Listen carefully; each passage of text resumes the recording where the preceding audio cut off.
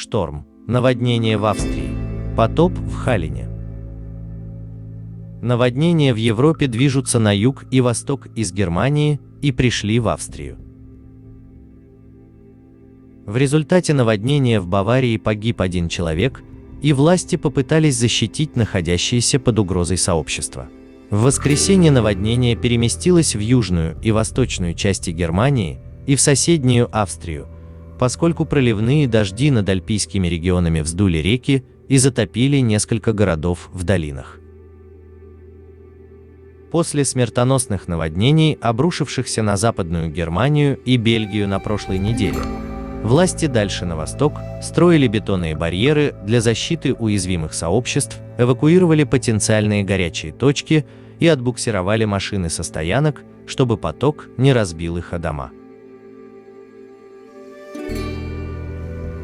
Новые районы, находящиеся под угрозой, находятся по обе стороны границы между Германией и Австрией и дальше на восток, в немецкой земле Саксония. Власти Баварии сообщили, что 1 человек погиб во время наводнения, начавшегося там вечером в субботу. Больше всего пострадали баварский город Берхтесгаден, а также Нойштадт в Саксонии. В Австрии сильно пострадал Халлайн. Водные массы, несущие автомобили, в средневековом центре города. Некоторые дома в этих районах были эвакуированы в воскресенье утром. Железнодорожное сообщение было частично остановлено, и людей попросили оставаться дома и не пользоваться своими автомобилями.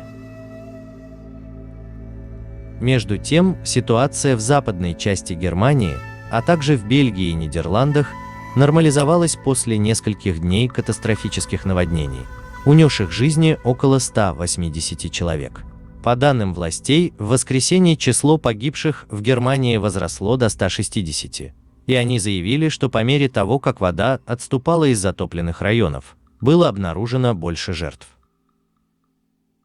Службы экстренной помощи при помощи военных и добровольцев расчищали завалы и заботились о выживших.